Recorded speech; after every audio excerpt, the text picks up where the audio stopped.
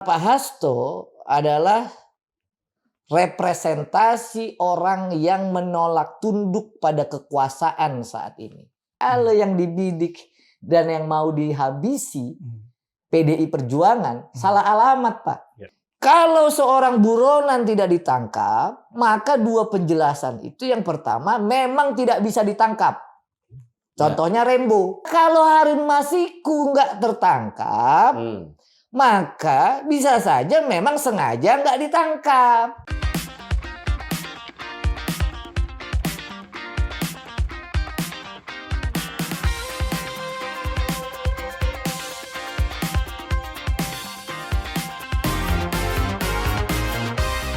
Jumpa lagi Sobat Forum.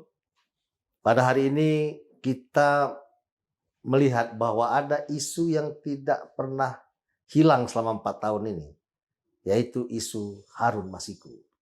Nah, terakhir ini Sekjen PDI Perjuangan, Hasto Kristianto, itu dimintai keterangan oleh KPK dan kemudian ada drama di situ soal handphone disita di ajudannya, kemudian di saat pengacaranya itu sedang memberikan konferensi pers. Kita patut bertanya, ada apa ini soalnya dengan Harun Masiku? Harun Masiku itu adalah buron selama 4 tahun. Yang itu tidak bisa kita kaitkan dengan Sekjen PDI Perjuangan, karena yang terhukumnya sudah ada, sudah inkrah, dan kalau ada kaitan dengan suap menyuap tentu sudah selesai di dalam fakta-fakta persidangan. Nah, untuk kita tahu apa sih sebenarnya kok Mas Hasto dikaitkan dengan Harun Masiku yang nggak pernah berhenti-berhenti. Apa karena Mas Hasto ini terus menyuarakan tentang kecurangan atau dugaan kecurangan pada Pilpres yang lalu atau pada Pileg yang lalu, atau memang ada unsur lain? Oleh karena itu kita hari ini menghadirkan seorang pengacara yang terkenal, yaitu Patra M. Zain. Ini sahabat saya sejak lama. Terima kasih Mas Patra sudah hadir di tempat ini. Terima kasih, Bang. Nah, kalau abang yang suruh datang kita nggak bisa nolak. Ya. Ini abang saya. Ini. Kemudian yang kedua adalah Kang Cecep Hidayat. Ini pengamat politik dari Universitas Indonesia. Dan hari ini saya didampingi oleh Mas Rafael. Dan kita akan tanya kepada Mas Patra apa yang terjadi sebenarnya pada waktu di KPK. Tapi sebelumnya Mas Patra ini adalah pengacaranya Mas Anas ya. Terus pengacara beberapa kasus-kasus besar termasuk kasus Badan Ababan dan sebagainya. Jadi sudah tahu bagaimana perilaku KPK dari tahun awal sampai sekarang. Tentu kita akan dapat hal-hal baru dari Mas Patra. Mas Patra, apa yang terjadi sebenarnya dengan peristiwa di KPK ini? Dan apa alasan sih manggil Mas Hasto? Ya, jadi saya mau sampaikan begini, Bang Rio. Penggunaan hukum sebagai alat kekuasaan itu sudah ada sejak tahun 399 sebelum Masehi. Kita lihat ya betapa Sokrates, filsuf Yunani yang terkenal, itu diadili dan dipaksa minum racun karena dituduh dia merusak generasi muda dan juga dia menyampaikan pendapat-pendapat yang semestinya diketahui oleh masyarakat. Ya. Di Indonesia, Belanda membungkam para tokoh pergerakan, para tokoh pejuang kemerdekaan, Bung Karno dan lainnya, itu menggunakan hukum kolonial. Ya. Ya, 1930-an Bung Karno diadili. Nah, ini yang terjadi sebenarnya kepada Pak Hasto. Karena Pak Hasto adalah representasi orang yang menolak tunduk pada kekuasaan saat ini. Lalu orang tanya, itu sih bisa-bisa Patra aja. Karena dia kuasa hukumnya, ya kan? Nah, oleh karena itu saya mau ceritakan dulu secara kronologis terkait perkara yang abang bilang tadi, Harun Masiku. Ya. Apa sih perkara Harun Masiku ini? Perkara sederhana kok. Ya. Suap. Ya. Ya. Jadi Harun Masiku ditersangkakan karena dia menyuap anggota KPU supaya bisa PAW. Kan itu aja ceritanya. Lah kalau begitu pertanyaannya, apakah terkait dengan suap ini sudah diadili, sudah diputus? Sudah ada 2 putusan inkrah, ya. Makanya saya bilang tadi, ya, sudah ada 2 putusan inkrah, bahkan terdakwanya Pak Wahyu, Pak Tio itu sudah bebas, Bang. Di dalam persidangan itu sudah dipanggil saksi-saksi, sudah dipanggil juga ahli, sudah diajukan alat bukti 184 KUHP. Tidak ada keterkaitan Pak Hasto dengan suap yang dilakukan oleh Harun Masiku. Nggak ada. Dan kalaupun ini diteruskan atau dipaksakan, apa tadi saksi mau berubah? Yang awalnya ketika persidangan Pak Wahyu bilang nggak ada kaitan, lalu bisa gitu. Bilang ada, berubah. Nggak bisa. Itu kalau perkara suapnya. Ya. Lalu kalau kaitannya dengan Harun Masiku ini pelariannya, buronannya, Harun Masiku ini Bang Rio sudah ditetapkan dalam daftar pencarian orang Januari 2020. Ya. Januari 2020. Januari 2020. Sekarang sudah 4 kali Idul Fitri, Idul Adha. Iya. Ini mau Idul Adha kita, mau korban. Ya, udah 4 kali. Tapi nggak tertangkap ini Harun Masiku. Maka pengalaman saya menjadi advokat, ada 2 penjelasan yang masuk akal. Kalau seorang buronan tidak ditangkap, maka 2 penjelasan itu, yang pertama memang tidak bisa ditangkap. Contohnya Rembo. Ya kan? Biasa hidup di hutan ya. Rembo sampai jilid 5. Yang mau ditangkap buronannya, ya kan, Kopassus, pasukan khusus, ya kan, hidup di hutan. Punya daya survival. Nggak bisa ditangkap Bang Rio. Full of power. Rembo. Lah kalau Harun Masiku nggak tertangkap, maka bisa saja memang sengaja nggak ditangkap. Dibiarin. Untuk apa kira-kira kalau dibiarin? Ya kan? Bisa menunggu. Maka itu dulu penjelasannya, bahwa kalau orang buron nggak ditangkap, memang nggak bisa ditangkap, atau memang sengaja nggak ditangkap. Ya. Sudah 4 tahun nggak ditangkap, tiba-tiba ya Selasa 4 Juni ketika Pak Hasto selesai wawancara televisi 2 stasiun swasta, datang panggilan, katanya menyebarkan ujaran kebencian, rusuh. Ya kan? Itu yang di Polda Metro. Ya kan?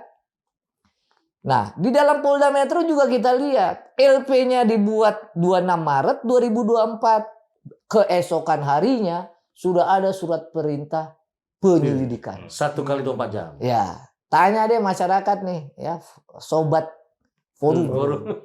Ya, siapa yang punya pengalaman buat LP besoknya langsung sprint leak.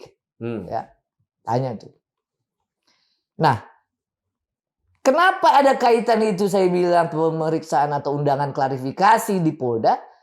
Pada waktu kita diperiksa, saya mendampingi, siang atau sorenya ada pernyataan KPK langsung keluar. Sorenya itu langsung? Iya. Pada tanggal 4 Juni itu. Setelah selesai pemeriksaan Polda? Betul. Karena kenapa saya tahu? Karena ada wartawan yang konfirmasi. Tiba-tiba wartawan sudah tahu. Bang, katanya Pak Hasto mau dipanggil. Kenapa bisa bersamaan? Iya kan? Jadi, pada waktu yang hari yang sama, panggilan itu dilayangkan berdasarkan surat panggilan penyidik yang kaitannya dengan suap. Gitu loh. Pasal 5 dan pasal 13. Kembali tadi cerita. Sudah diperiksa semua kok, nggak ada kaitannya. Sudah ada terdakwa, sudah terpidananya selesai. Tiba-tiba dibantah lagi oleh juru bicara KPK. Bilang bahwa pemeriksaan ini nggak ujuk-ujuk katanya. Karena sudah ada 3 orang yang dipanggil sebelum Pak Hasto. Pertanyaan saya, putusan inkrah itu sudah tahun 2021. Ya. Ya, tiba-tiba 2 atau 3 orang dipanggil. Ya, kapan manggilnya? Bulan lalu. Ya. Ya kan? Tanggal 29 dan 30 Mei Ya. 2024. Jadi ini dijadikan katanya alasan memanggil Pak Hasto. Tentu secara hukum, Ya. sebagai warga negara yang baik, tunduk patuh sama proses hukum, Pak Hasto datang. Dengan harapan juga ingin menanyakan informasi baru apa terkait saya. Ya. Ya kan? Oke. Nah, pada saat itulah terjadi drama ini. Drama Korea. Drakor. Drakor. Ya. Ya kan? Apa drakornya? Kami mendampingi tidak boleh masuk karena statusnya sebagai saksi. Pada saat itu, ya, Kusnadi itu dekat-dekat kami, Bang Rio. Kusnadi ini ajudan. Ya, Ajudan staf Hasto. yang sering membantu dan seperti ajudan lah. Ya. Nah, ketika kami memberikan keterangan pers, yang tadinya Kusnadi itu di samping kita, tim lawyernya, tiba-tiba hilang. Maka di stasiun TV swasta tuh ada tuh. Yang dilingkar. Nah, di lingkar tuh. Ada seorang penyidik pakai masker, pakai topi, ya, ketika kita memberikan keterangan pers, Kusnadi dihampiri, dibisikkan, Mas dipanggil Pak Hasto, ya namanya staf, iya kan? Maka naiklah dia. Berdasarkan keterangan Kusnadi, macam-macam diomong orang ini. Ya kan, soal surga neraka lah. Ya Kok kan? bisa surga neraka? Apa urusannya penyidik ngomongin orang udah mati? Iya. Atau kehidupan setelah mati? Kan nggak ada. Yang kedua, Kusnadi ini membawa tas. Ya, membawa. Saya potong dulu. Kusnadi ini dipanggil tanpa ada surat pemanggilan. Jadi dipanggil begitu aja. Ya tadi itu dengan drama tadi. Iya. Penculikan. Ya. Dengan drama kan. Ya. Itu kalau nggak ada sprindiknya, ya kan? Ya. Itu udah namanya itu perampasan namanya itu. Iya. Ya kan? Benar. Makanya Kusnadi melaporkan ke Komnas HAM. Ya kan, sudah dilaporkan. Nah, saya cerita dulu dramanya dulu nih. Karena kan masyarakat juga banyak yang senang drama Korea. Ya kan? Jadi naiklah Kusnadi lantai 2, si penyidik ini naik dari lift. Mas Jadi Kusna dia suruh naik tangga. Oke.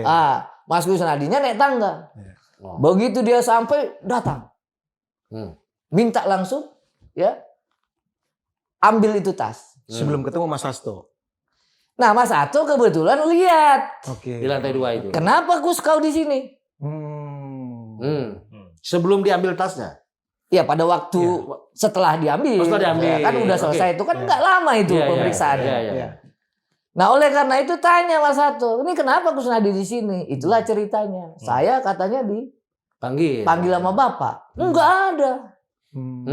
Ya kan? Nah, oleh karenanya yang 2 hal itu yang masalahnya. Pertama, kalau KPK bilang penyitaan itu dibolehkan, ya kita nggak bilang bahwa penyitaan itu nggak diboleh. Boleh aja. Cuman kan kenapa harus pakai drama? Ya. Satu. Yang kedua, apa penyitaan itu dalam hukum acara? Penyitaan dalam hukum acara adalah untuk memastikan barang bukti untuk proses pembuktian. Ya. Pertanyaannya, bukan hanya HP yang disita. Sampai yang namanya ATM Pak Kus isinya 700.000 disita, Bang Rio.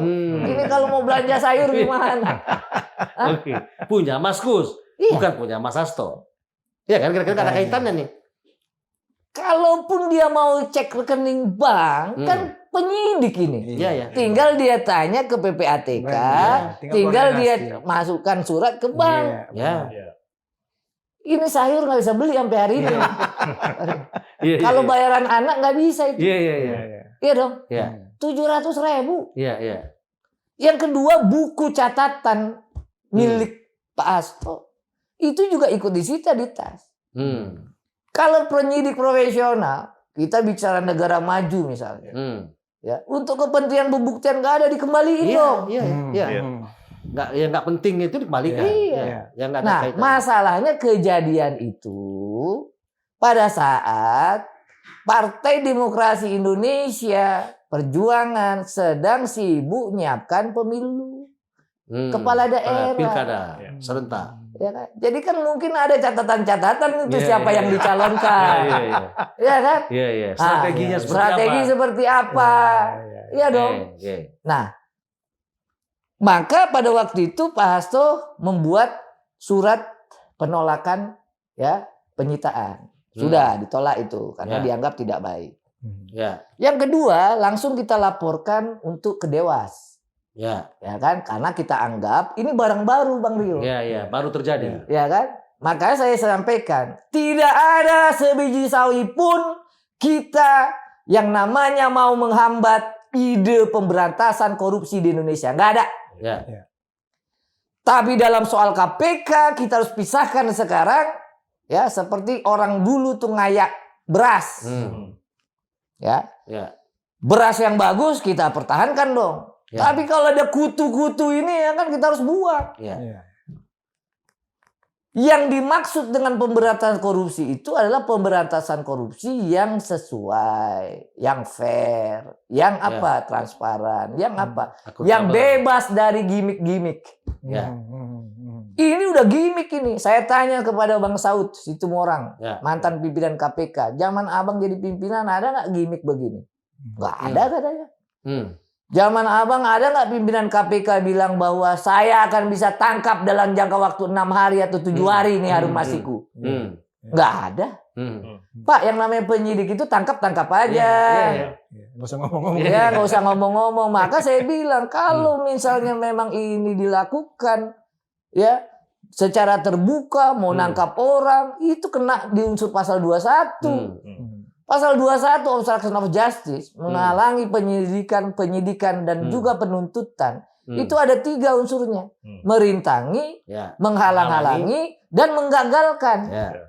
Nah, pimpinan KPK yang menyatakan akan ditangkap dan sudah direvisi pula sama dia pernyataannya sendiri, itu bisa kena masuk unsur pasal 21.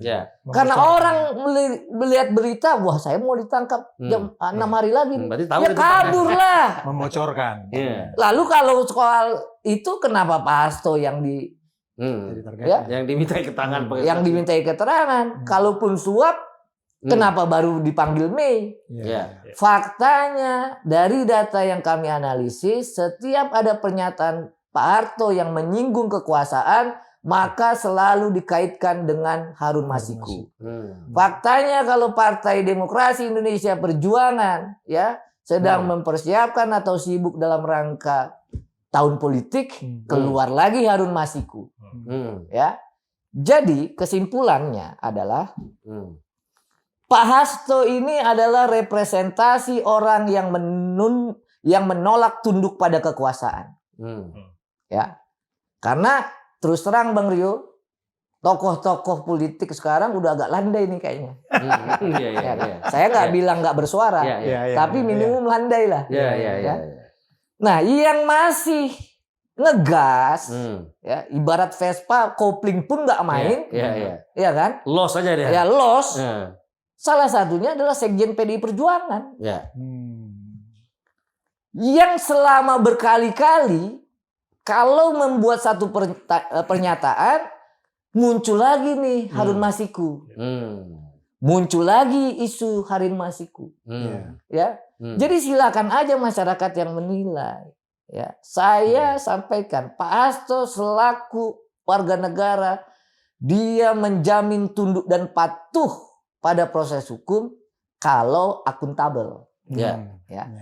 Dan perlu diingat oleh netizen, Sobat Forum, pembentukan KPK itu pada zaman Ibu Mega menjadi presiden. Sebelumnya nggak ada, sebelumnya Pak SBY nggak ada tuh KPK. Tapi setelah, bukan sebelumnya maksudnya, kalau Pak SBY kan setelah ya. Jadi yang membuat satu pondasi di mana kita perlu institusi di luar dari kejaksaan dan kepolisian untuk pemberantasan korupsi itu Bu Mega. Ya. Ya. Nah, mengapa sekarang ini pertanyaannya, mengapa baru sekarang gitu loh. Ya. Bang Rio, Ya. kalau baru berapa bulan kita ya oke lah ya. Mungkin istilahnya adalah memang penegakan hukum lah aspek ya. Sekali lagi tadi mungkin loh ya. Karena saya sudah mengawali pernyataan saya penggunaan institusi dan hukum itu ya bisa saja untuk alat kekuasaan sejak bertahun-tahun lalu. Nah, kalaupun itu ada ya tentu siapa yang nggak dukung. Ya. Tapi jangan orang lari dibiarkan 4 kali lebaran. Ya. Bang Toib aja cuma 3 bulan, Pak. Ya. Jangan juga orang disandra dikaitkan dengan perkara yang pada dasarnya sudah diputus. Ya. Maka saya mendukung itu misalnya ada teman untuk mengajukan pra peradilan supaya segera Harun Masiku diadili in absentia. Ya dong supaya putus. Kepastian hukum. Ya. Kenapa? Karena kita mau pemberantasan korupsi ini betul-betul bisa memberikan rasa keadilan. Rasa keadilan buat siapa? Buat semua orang. Jangan KPK dijadikan satu alat kekuasaan. Nanti orang bilang, nggak ada kok. Siapa itu? Bisa-bisanya Patra aja itu. Iya kan? Ya. Pak, ini perkara udah 4 tahun. Sprindiknya keluar itu baru. Yang 3 orang dipanggil itu juga baru nih. Kenapa? Karena ada pilkada. Jadi kalau itu analisis dan pendapat orang seperti itu ya valid lah. Iya kan? Kenapa nggak diproses setelah pilkada aja? Ya setelah tokoh-tokoh PDI Perjuangan menang semua. Kenapa? Ya. Karena waktunya ini udah 4 tahun gitu loh. Iya dong. Karena waktunya ini berkaitan dengan pilkada. Momen politik. Momen politik.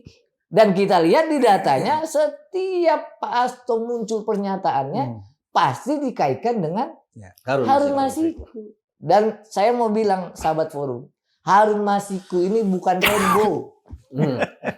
Fasilitas, anggaran, aparat ada di KPK.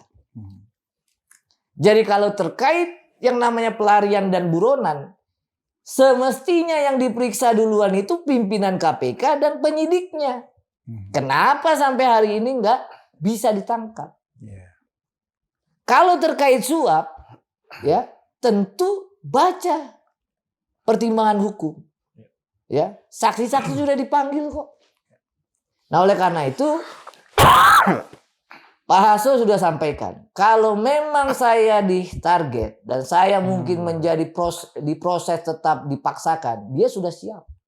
Karena apa yang dia yakini, pernyataan-pernyataan dia itu adalah pernyataan yang memang perlu didengarkan masyarakat. Oleh karena itu, sekali lagi ya kita mau ada proses yang fair. Nah, dalam kesempatan ini saya juga nggak berhenti mengingatkan, balikkan loh barang-barang yang nggak ada kaitan, ya kan? Ya, tentu upaya hukum yang dilakukan sudah berjalan. Kemarin Kusnadi juga melaporkan ke Mabes soal perampasan. Kita sudah melaporkan ke Dewan Pengawas KPK.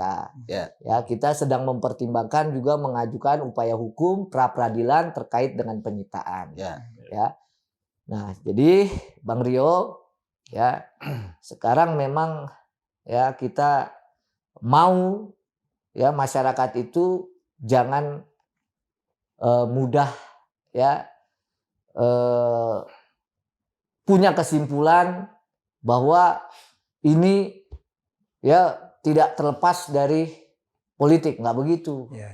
Ya, justru masyarakat sebenarnya sudah melihat ini bagaimana perilaku dan kita harus bedakan. Memang KPK bagus, tapi juga kita nggak menutup mata ya ada pimpinan dan penyidik yang kurang bagus. Ada kutu-kutu tadi Bang ya. Kalau udah bahaya diayak gitu kan. Nah, kalau ayak beras dulu, Iya. Bang El, ya kita tahu ya, tergantung yang ngayak kan. Iya. Mana yang dia mau pilih? Iya. Beras yang bagus yang dia pilih atau beras yang ada kutunya? Iya. Itulah namanya kekuasaan. Gitu loh. Penegasan Bang Patra. Tadi Bang Patra bilang bahwa sebenarnya Mas Hasto ini sudah sadar bahwa dia menjadi target. Saya pengen penegaskan, memang sebegitu sadarnya dia dengan segala dinamika dan gimmick-gimmick yang dia alami baik di Polda maupun di KPK. Pak Hasto ini petarung, Pak. Maka Pak Saud Situmorang dalam satu kesempatan juga di TV dia bilang, kalau yang dibidik dan yang mau dihabisi PDI Perjuangan salah alamat, Pak. Salah alamat. Kenapa? Ini bukan omongan saya ya. Omongan mantan pimpinan KPK yang tahu dalam. Ya, dia nggak pernah menyaksikan ya drama sedemikian Koreanya. Di masa kepemimpinannya dulu. Di masa sebelum. Di Korea pun nggak ada drama itu. Nggak ada. Dari Korea. Ya kan? Bukan saya ngomong.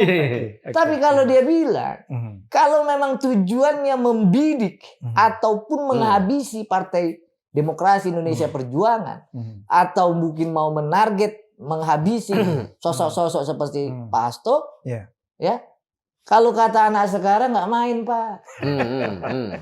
Nggak main karena di NE-nya, ya PDI Perjuangan ini sudah teruji selama puluhan tahun, gitu loh.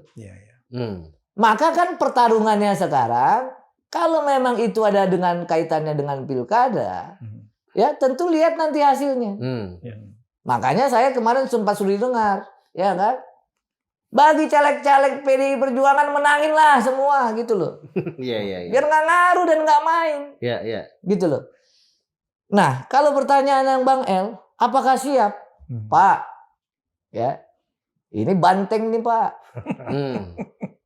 Ya. Dan lihat aja. Semua politikus, semua tokoh-tokoh setelah keluar apapun ceritanya, kartunya hidup kok. Ya kan? Bukannya malah kartunya basah atau memble. Ya kan? Malah kartunya ya jadi apa? Jadi mengkilap, Pak. Itu ya. Jadi joker kemana-mana. Iya kan? Jadi mengkilap, Pak. Gitu loh. Nah, itulah yang mau saya sampaikan. Sekarang Sobat Forum ya punya satu gambaran. Ya. Betapa kekuasaan bukan hanya di Indonesia, tapi sejak ratusan tahun bahkan sebelum Nabi Isa lahir. 399 sebelum Masehi, kita menyaksikan seorang Sokrates dipaksa minum racun. Jadi kalau ada yang namanya proses hukum sewenang-wenang, proses hukum yang tidak benar, lawan. Baik, kita agak mundur ke Kang Cecep dulu. Kang, ini kan sebagai pengamat politik melihat kasusnya Mas Hasto ini. Yang tadi Mas Patra bilang setiap Mas Hasto memberikan statement yang nuansanya politis, maka Harun Masiku dikeluarkan. Jadi seakan-akan ada kesan Harun Masiku itu Mas ngajakan ditangkap supaya bisa jadi alat untuk melakukan membuat opini pembanding atau menekan dari sikap PDIP lah. Kalau menurut Kang Cecep gimana nih? Oke, jadi terima kasih Bang Rio. Terima kasih juga nih Bang Patra ya atas penjelasannya yang lugas. Berapi-api. Kita baru tahu. Iya, jadi penjelasan yang memang langsung nih dari orang terdekatnya saat ini ya. Jadi ada beberapa hal yang saya kira bisa dibunyikan ya dari pertanyaan Bang Rio tadi. Pertama, memang Indonesia kalau dalam konteks aspek politik ya Bang ya. Ini kan kita memang sejak kita memilih jalan reformasi demokrasi lah sejak tahun 99, kita baru 20 tahun nih. Tapi ternyata apa? Pemilu tahun ini ya diawali rentetan periode kedua presiden yang sekarang ini kan sudah mulai mengalami semacam arus balik dari demokrasi. Nah, sehingga kemudian apa yang terjadi? Yang terjadi adalah berkelindannya ya politik dan hukum dari negeri ini. Disampaikan Bang Patra tadi sebenarnya. Bagaimana kemudian akhirnya ada intervensi saya kira ya dalam politik yang pemegang kekuasaan terhadap hukum. Ya. Nah inilah yang kemudian mewarnai perjalanan ya 4 tahun tadi ya. Bagaimana seorang Harun Masiku yang sebenarnya latar belakangnya bukan pasukan elit atau bahkan sekarang teror juga gampang ya ditangkapnya. Ini jadi semacam jadi permainan kartu aja. Bagaimana kemudian Harun menjadi subjek yang digunakan semacam dosa yang tidak usai gitu ya buat seorang Hasto Kristianto. Jadi kan amat disayangkan sebenarnya. Padahal kita tahu semua bagaimana Hasto Kristianto ini seorang petarung yang disampaikan. Bagian dia dari seorang aktivis, ketua organisasi kemahasiswaan, kemudian merangkai karir ya di sebuah partai yang memang tradisi tradisi kepartainya hidup gitu.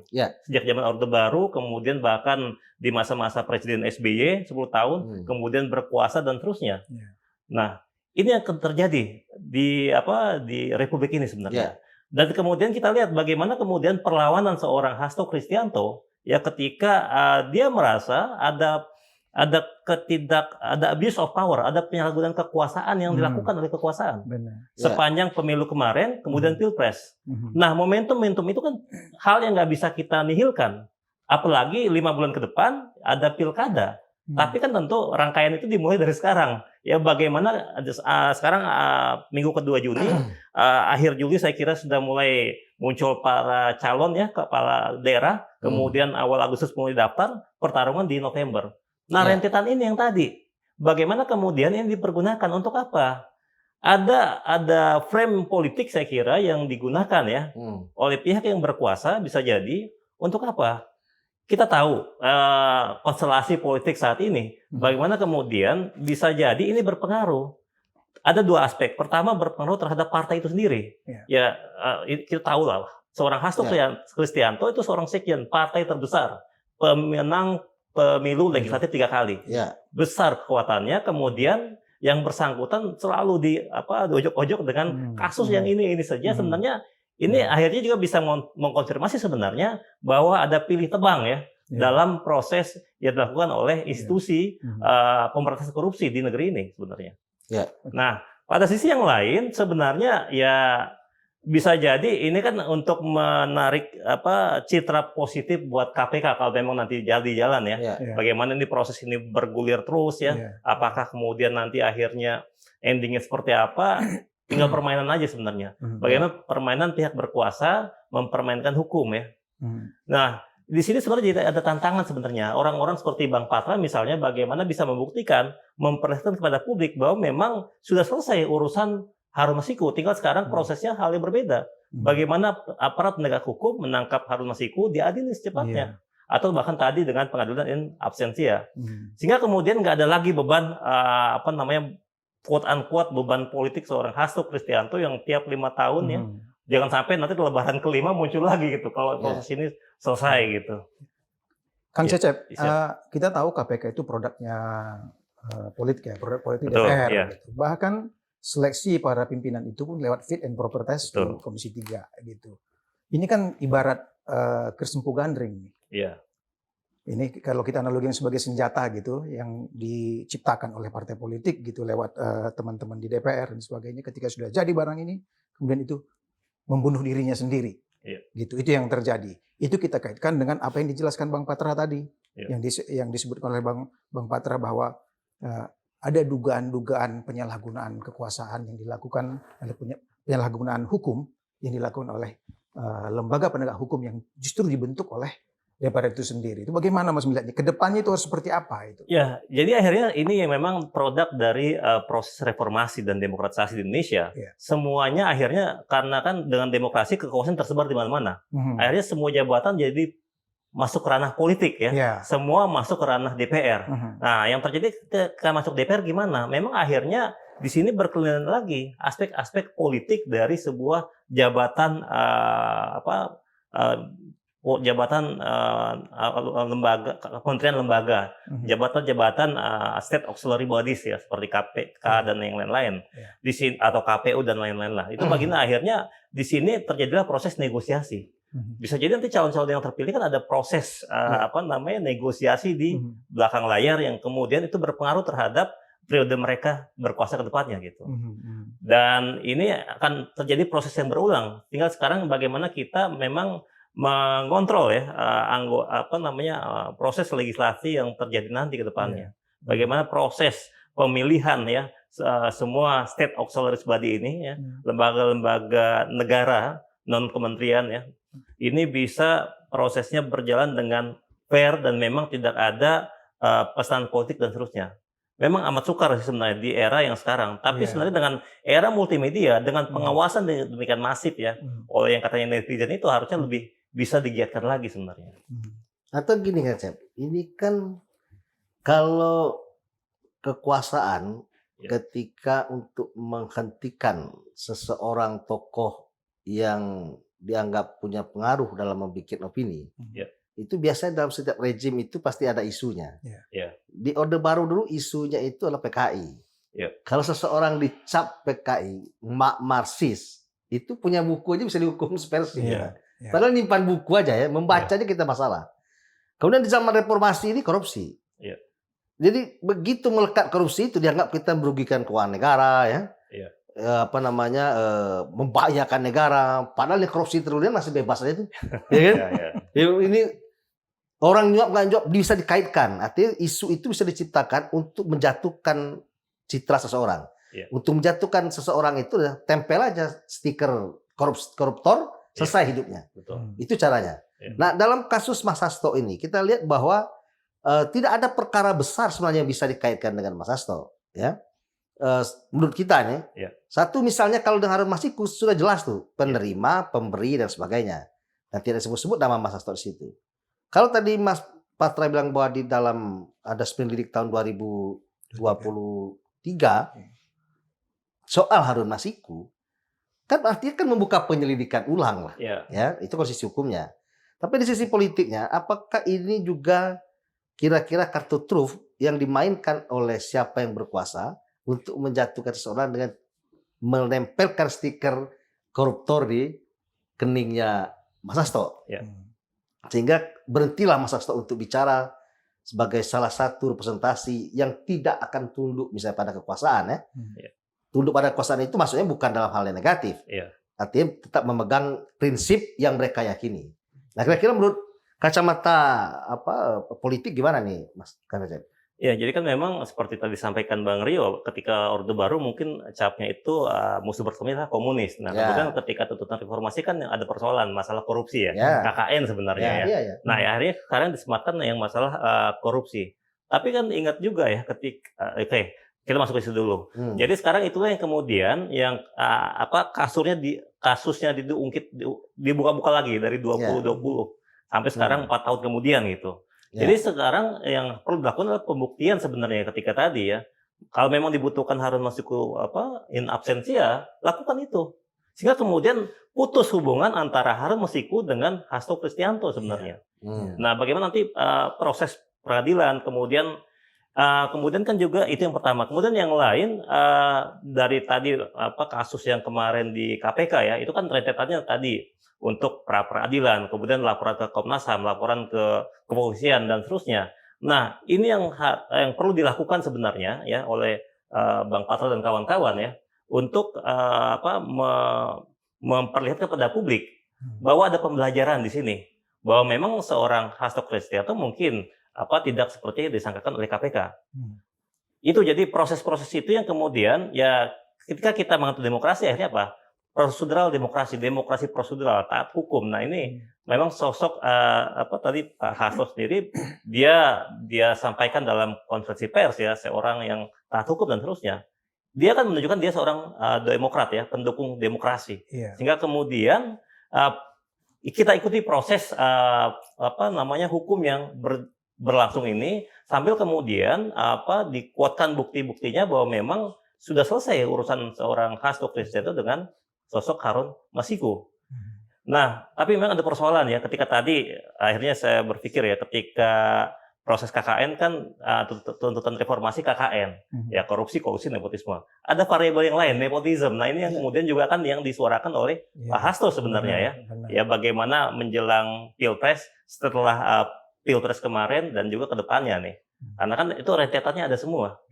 Nah ini yang kerap akhirnya digunakan oleh penguasa ya untuk kemudian membungkam pihak-pihak yang vokal terhadap kekuasaan. Nah, cara-cara seperti ini sebenarnya harusnya sudah ditiadakan kalau kita menganut demokrasi. Jadi hal ini justru mengkonfirmasi sebenarnya bahwa pihak yang berkuasa sekarang itu memang sudah mulai bergeser ya ke arah yang menjauh dari nilai-nilai demokrasi. Nah, tantangannya buat presiden yang terpilih ya di Oktober berarti sekitar 4 bulan ke depan, dia harus bisa melakukan shifting lagi bahwa dirinya memang tidak seperti yang dituduhkan banyak orang gitu. Ya, dia harus bisa mengalihkan lagi kemudi ke arah yang lebih demokratis. Baik. Bang Patra melihat nggak bahwa dalam rangkaian dinamika yang dialami oleh Mas Hasto ini, itu hanya sekedar pesan yang disampaikan oleh si pemberi pesan supaya keep quiet gitu, jangan terlalu banyak cuap-cuap gitu. Ataukah memang ini pesannya itu konkret mau menyasar Mas Hasto? Saya mulai dari satu pertanyaan, Bang El ya. Di era siapa dibentuk KPK? Di era Presiden Ibu Megawati. Di masa siapa diubah Undang-Undang 19 ya 2023 yang 2019 ya, yang oleh banyak pengamat, yang oleh mantan pimpinan KPK dianggap melemahkan. Di era siapa? Di era Presiden Joko Widodo. Ya. Jadi kalau dibilang di era siapa KPK tanda kutip dilemahkan, di era Presiden Joko Widodo. Ya. Bukan hanya, ini pertanyaan saya tuh. Baca aja tuh waktu pembahasan dan baca aja tuh komentator. Ya. Dari kerangka pemikiran tersebut maka ya sampai hari ini Pak Hasto sampaikan kita mendukung upaya korupsi. PDI Perjuangan juga mendukung penguatan KPK. Kalau proses hukumnya benar Pak, nggak ada masalah. Cuman yang dilihat oleh masyarakat sekarang, perkara ini sudah 4 tahun nggak kelar-kelar. Dalam tanda kutip mungkin kalau diserahkan ke Polsek Pamulang, ya kan? Mungkin sudah selesai ya. Mungkin udah selesai Pak, gitu loh. Gak usah Polsek Pamulang lah, Polsek Pondok Ranji loh, gitu loh. Itu yang dilihat orang karena anggarannya banyak, peralatannya hebat, kewenangannya besar, kewenangannya juga ada. Ya kan, katanya aparat penyidik KPK itu hebat. 4 tahun Pak. Ini yang buron bukan Rembo. Gitu loh. Tapi faktanya juga kita nggak bisa nutup mata. Setiap Pak Hasto ngomong yang ada kaitannya dengan kekuasaan, ya kekuasaan itu tegas-tegas, ya presiden sekarang lah. Selalu muncul Harun Masiku. Padahal bukan Rembo gitu kan. Gitu loh. Jadi kita harus melihatnya dari aspek kenapa barang ini nggak selesai. Kasusnya suap Pak. Bukan kasus yang melibatkan perbankan harus dihitung ya kan.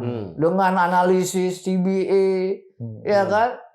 Cost and benefit. Bukan juga kita ngomongin soal Pandora Paper. Ya di mana pejabat-pejabat punya simpanan di ya British. Jutaan dolar. Ya jutaan dolar bukan suap Pak. Saya ngasih duit Pak El supaya Pak El coba urus, saya bisa PAW, kan itu aja. Makanya kan orang bilang tuh, tetangga saya, mungkin kalau diserahin ke Polsek Pondok Ranji, iya kan?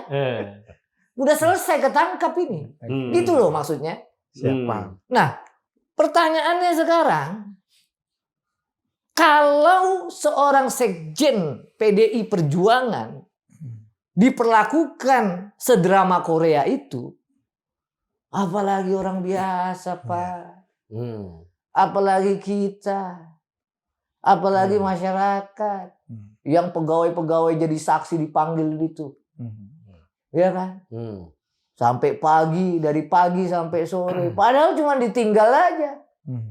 Nggak ada yang dikonfirmasi. Berapa banyak sih saksi yang disidang di muka hukum, di persidangan itu yang menjadi pertimbangan hukum oleh hakim?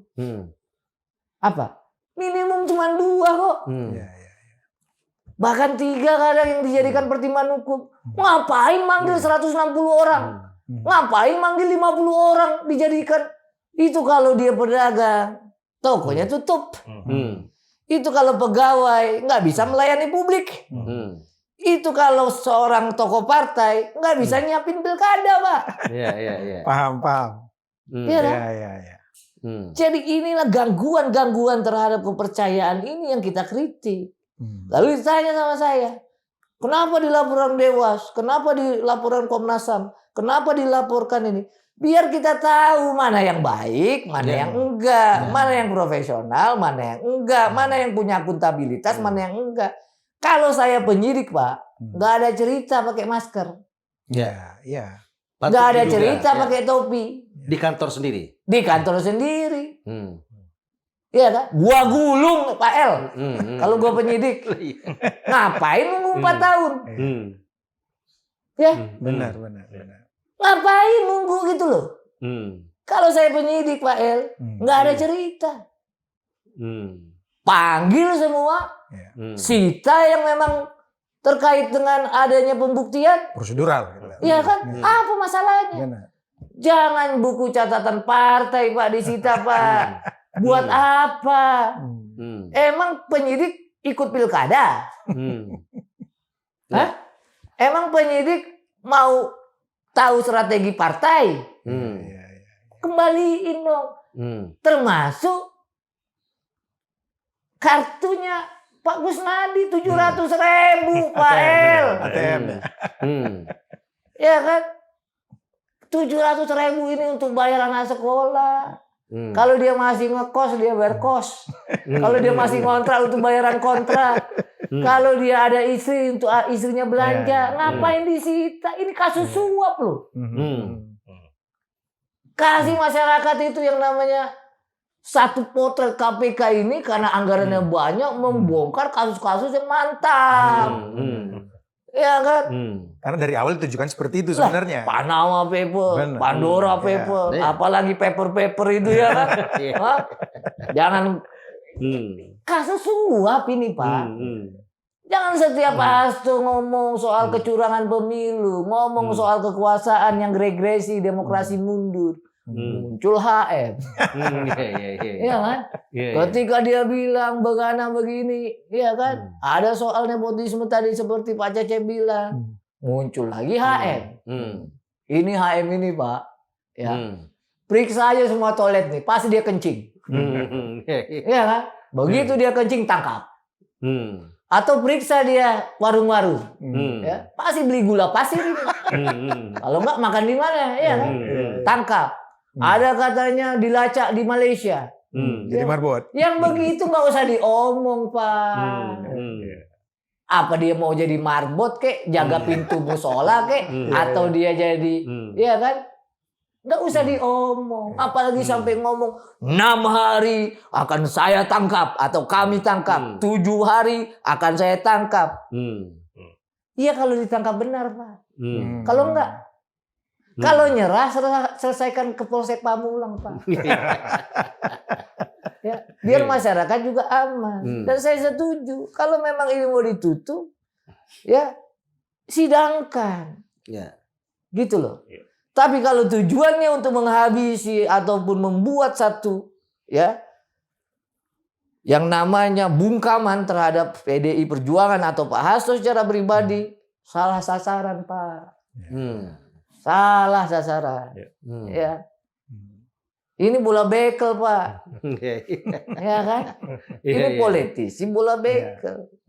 Semakin you hajar itu bola bekel keras, ya mantulnya lebih keras, Pak. Ya. Kami ini terlatih karena hidup ya pada zaman era yang sangat represif, Pak El. Sehat kita, Pak Hasto sehat. Ya, makanya kalau ditanya sarannya apa ke Pak Hasto, bukan hukum, jaga kesehatan. Ya, karena apa? Rembo aja sampai jilid 5, Pak. Ya, ini kan baru jilid berapa cuman ya kan? Nggak, waktu di KPK kemarin 4 jam itu apa contoh. pertanyaannya? Contoh nih ya, Nah, diperiksa itu. dibilang 4 jam. Padahal kan setelah sejam selesai, ya 3 jam meriksa katanya, ditinggal untuk meriksa katanya. Meriksa BAP-nya. Meriksa BAP kan? Iya. Pak, saya ini dosen, Pak. Nguji draft aja, ya, yang tebel, ya, bisa sejam kita. Iya. Benar nggak, Pak?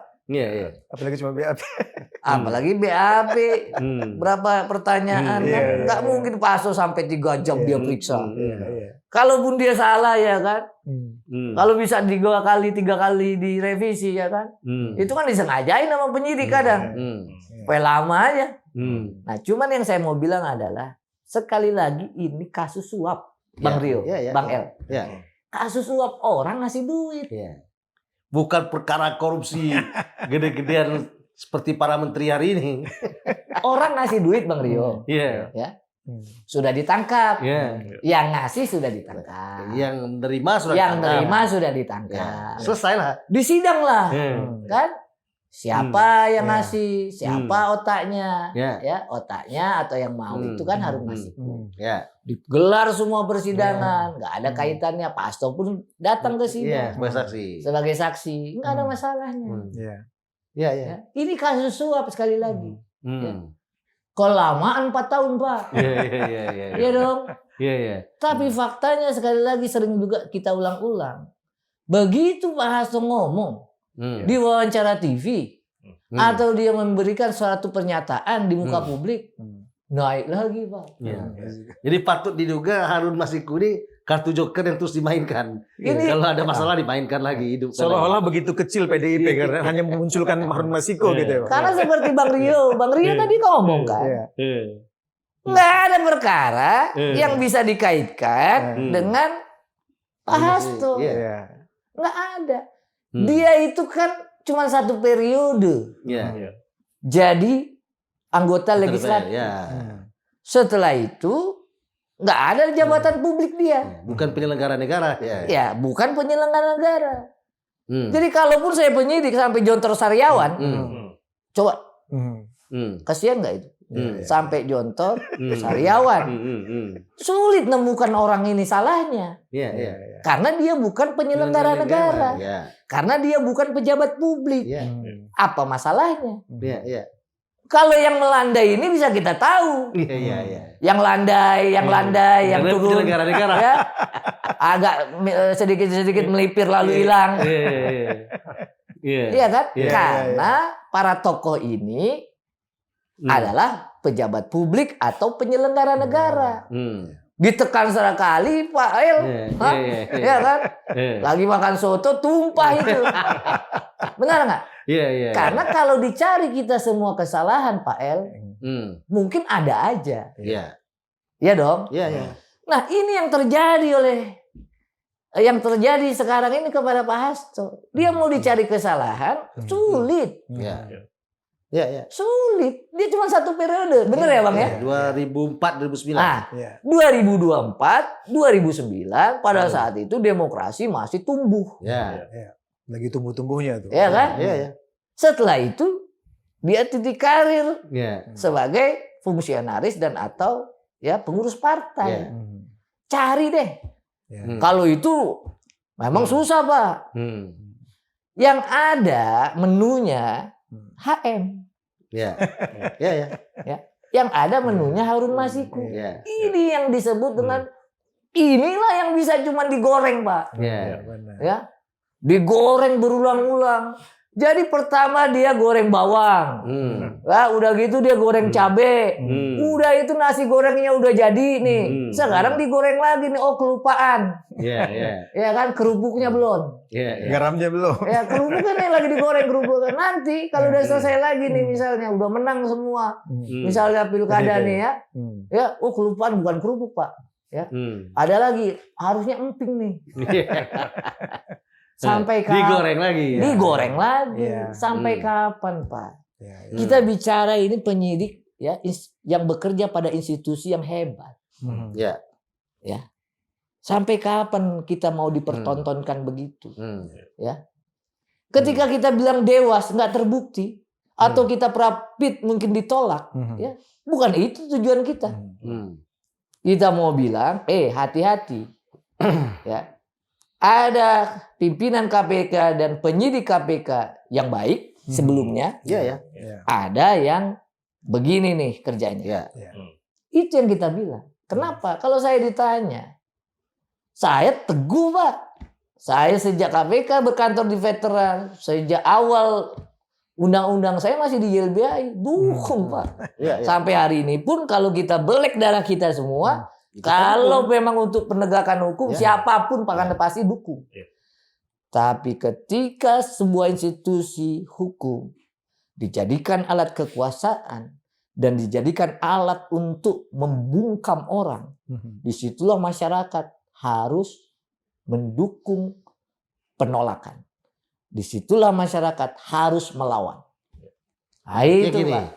di saat KPK dijadikan alat untuk menjatuhkan lawan politik, itu sudah lawan.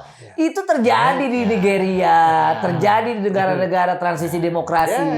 Betapa penguasa, betapa presiden. Nah, boleh tanya ke Pak Cecep nih, contoh-contoh di negara transisi demokrasi, hukum dijadikan alat untuk membungkam oposisi. Hukum dijadikan alat untuk membungkam tokoh-tokoh yang kritis. Hukum digunakan untuk membungkam suara-suara masyarakat. Terjadi, Pak. Sementara kita nggak bisa menutup mata. Lili pun menerima gratifikasi. Pimpinan KPK yang lalu itu cuma diberhentikan. Nah, harusnya dihukum dong. Di Itu proses gimana? pengadilan. Apalagi? Apalagi? Kita lihat Firly misalnya. Firly memeras SCL 50 miliar. SCL dituduh melakukan pemerasan ke anak buahnya 45 miliar. Lebih besar dia yang diperas daripada dia. Kayak gitu KPK harusnya nggak tutup mata dong. Yang sampai sekarang diam-diam aja. Diam-diam aja KPK-nya. Makanya Bang Kan Rio, gitu ini kasus suap, Pak. Dan makanya. Ya. Dan ini udah 4 tahun, Pak. Iya. Saya bukan waktu yang singkat artinya kan kalau mau cari. Ya. Jadi kalau saya bilang coba deh disuruh aja lah Polsek yang nyari ya. Saya bukan yang ngeledek, bukan apa. Iya. Ya kan? Ya, artinya kalau mau dikerjakan ini pasti bisa ditangkap. Ada seorang penyidik ketemu saya juga dalam wawancara ya, ada Pak Praswat itu. Dia bilang begini, malah tegas betul, keras dia bilang. Kalau memang serius sore ini saya tangkap kok, bisa ditangkap oleh penyidik. Dia bilang mantan penyidik KPK yang diberhentikan itu. Yang dibuat nganggur. Ya. Yang 76 orang, 76 kan? Dibuat nganggur. Bukan saya ngomong loh. Ya. Mantan penyidik KPK yang dibuat nganggur karena katanya nggak lolos, dia sampaikan di publik kalau memang serius bisa ditangkap kok sore ini. Maka artinya nggak usah ngomong-ngomong, tangkap aja. Tahu sebenarnya di mana sih? Ya makanya saya bilang Bang El, pengalaman saya jadi pengacara, kalau ada buronan, sejak lama nggak tertangkap, cuma 2 penjelasannya. Memang tidak bisa ditangkap. Contoh Rembo. Ya, sulit kita tangkap. Sulit, nggak bisa, ya kan? Atau memang sengaja nggak ditangkap. Itu aja kok. Saya nggak boleh lah ngomong yang lain-lain ini kan. Nah, kasus ini sudah 4 tahun, Pak.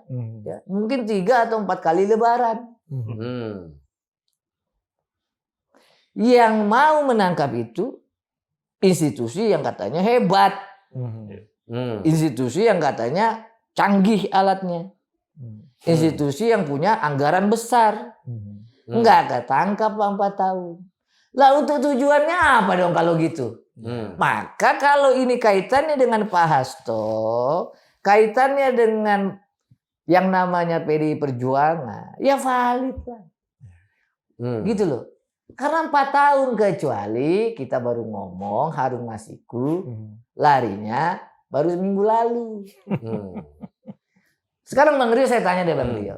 Adanya statement bahwa itu diduga jadi marbot katanya marbot di Malaysia. Malaysia. Dari siapa coba? Dari media. Justru itu. Media dari mana? Media dari mana? Nah, itu kita nggak tahu. Dari sekitar mereka gitu ya. KPK mengatakan akan kami kirim tim Iya. ke Malaysia. Iya. Ya kan? Karena ada isu dia jadi marbot. Kemudian hilang. Kayak gitu terus muncul di Filipina. Kita akan kirim tim ke Filipina. Masa lebih kalaupun itu wartawan, masa lebih hebat wartawan jurnalis? Iya. Kalau enggak, ya kan? Coba dilokir aja. Coba jurnalis dijadikan, ya kan? Penyidik. Iya.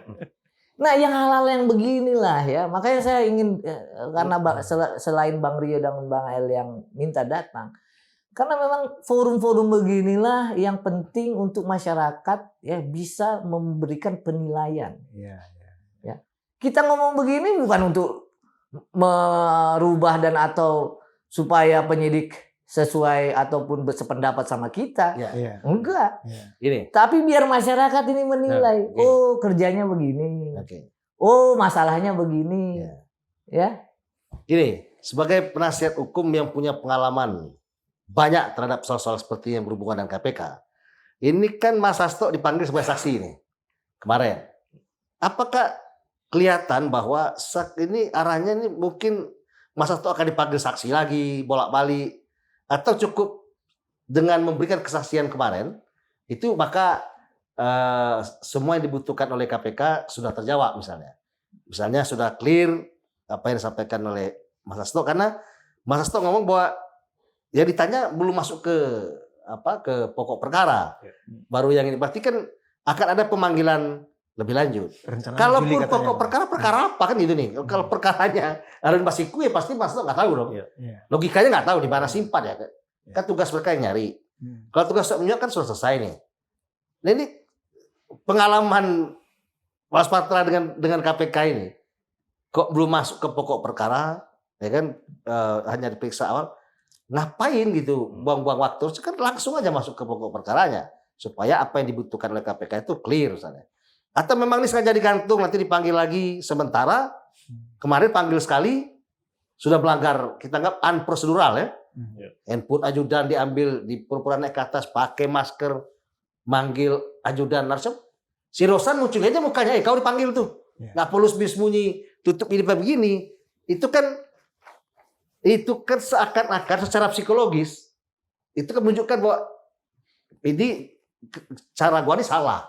Maka gue mesti tutup nih. Tutup topi supaya nggak tahu siapa yang akan bawa dia ke atas. Kalau memang benar ya santai aja, langsung bawa aja Mas Gus. Kan dia juga nggak dipanggil Mas Gus ini. Nggak ada jadwal pemeriksaan terhadap Gus kan. Oleh karena itu apakah ini arahnya memang tujuannya adalah untuk kepentingan dalam tanda kutip politik yang seperti kita duga bahwa untuk menghentikan Mas Hasto ini bicara tentang tidak tunduk pada kekuasaan ini, atau memang sebatas ini aja maka mungkin KPK selesai lah sudah. Artinya yang ditanya udah cukup. Atau gaya-gayanya ini udah nampaknya melanggar prosedur ini tambah panjang gitu, pasti ada dilanggar lagi setelah ini. Gimana pengalaman? Jadi gini Bang Rio ya. Insting. Jadi gini Bang Rio. Balik lagi ke soal perkara yang melibatkan Harun Masiku itu perkara suap. Ya,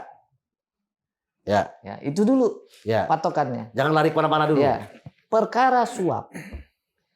Maka perkara suap ini adalah orang memberikan uang kepada pejabat, kepada penyelenggara negara. KPU, Wahyu. Ya kan? Ya.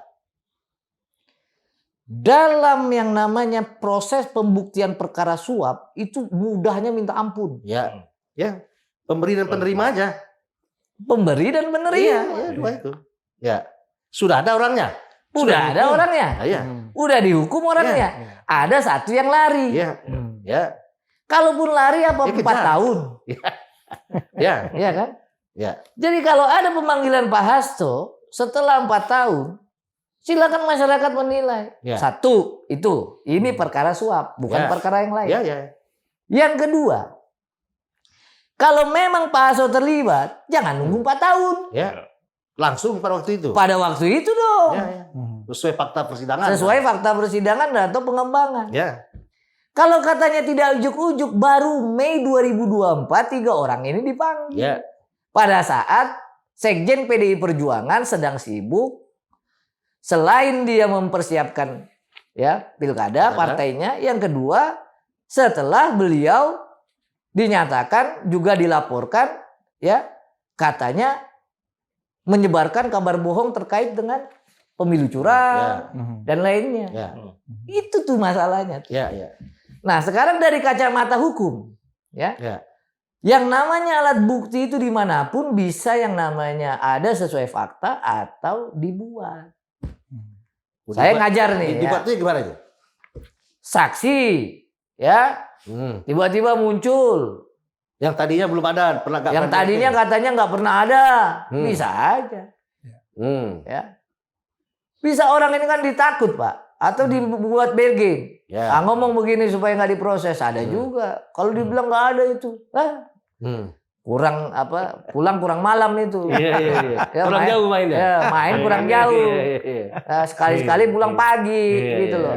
Saya udah bilang hukum dijadikan alat untuk membungkam. Itu 399 sudah pernah terjadi. ya sebelum Masehi. Ya. Kalau nggak ngapain Sokrates minum racun? Ya. Ngapain Sokrates diadili? Ya. Gitu loh. Jadi apa yang terjadi ini sekarang sepanjang itu profesional akuntabel, siapa yang nolak? Iya kan? Ya. Tapi jangan ya drama Korea lah. Ya, ya.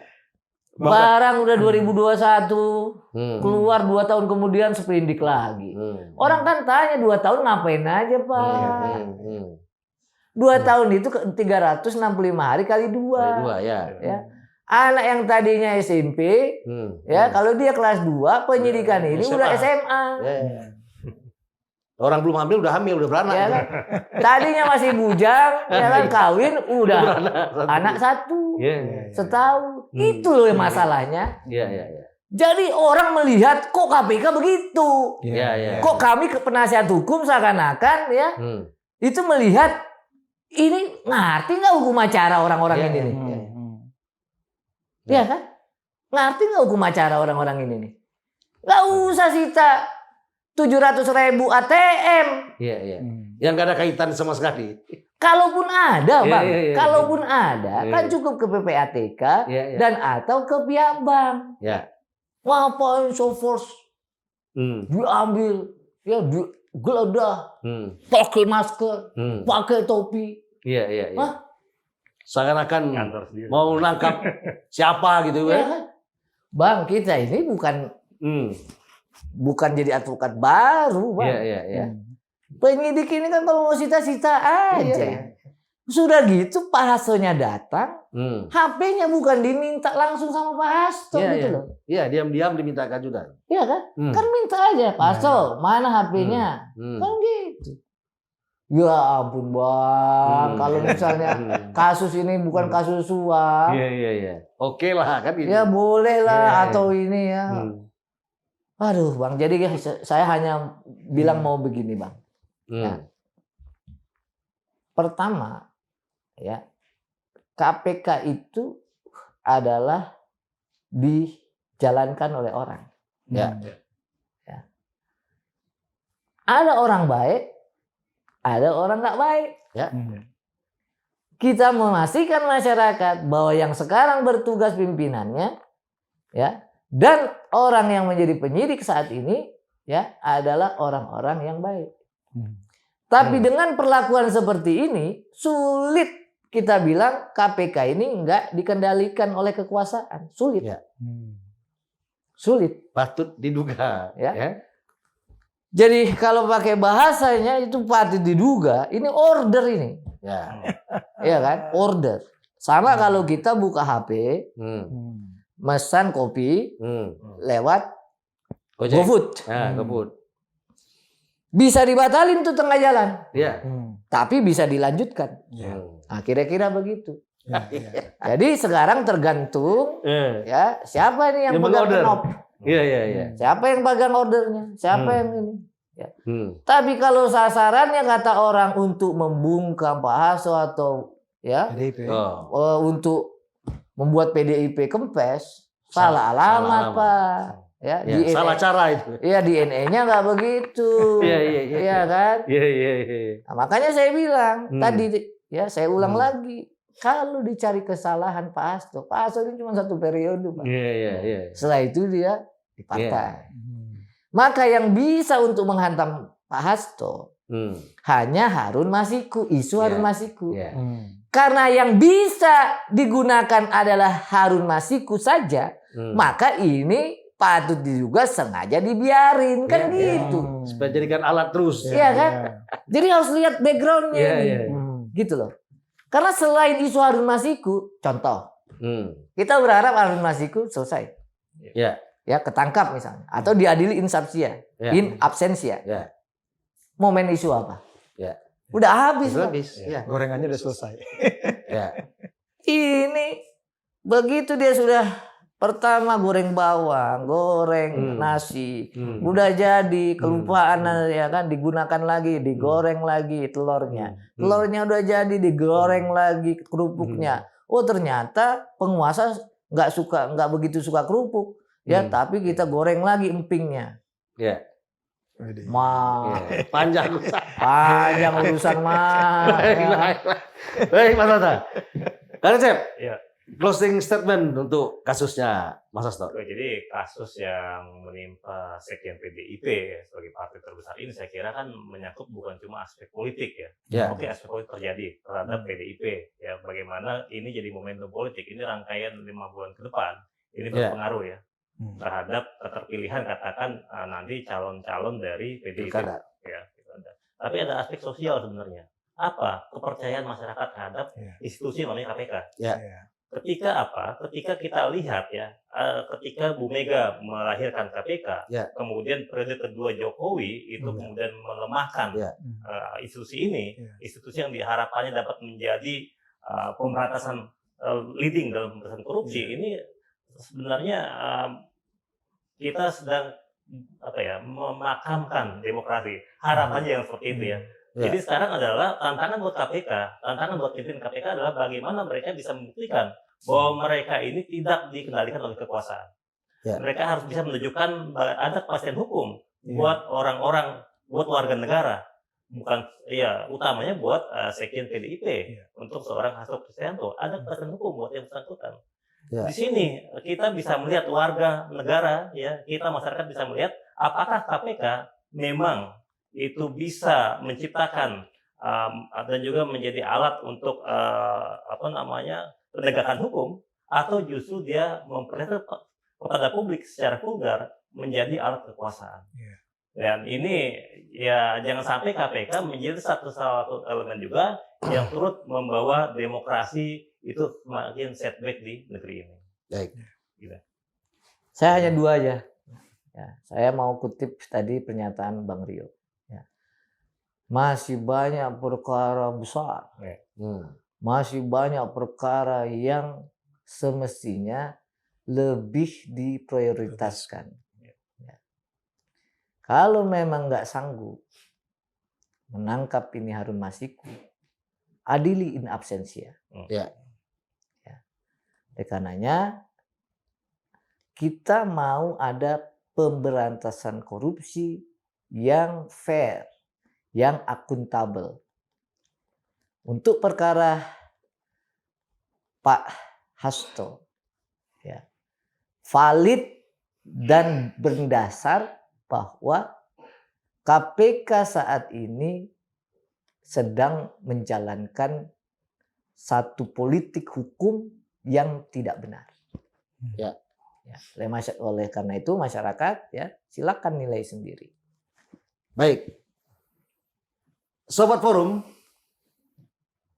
saya menghormati dan menghargai hakim yang suci, yang dianggap mewakili dewa dan pengadilan yang suci ini, dan saya yang mengatakan saya bersalah, tapi saya mengatakan dan mempercayai bahwa saya tidak bersalah, maka racun ini saya minum.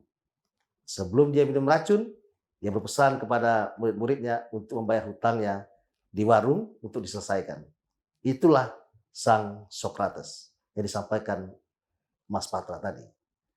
Sobat Forum, 1000 alasan kita untuk bisa menghukum orang.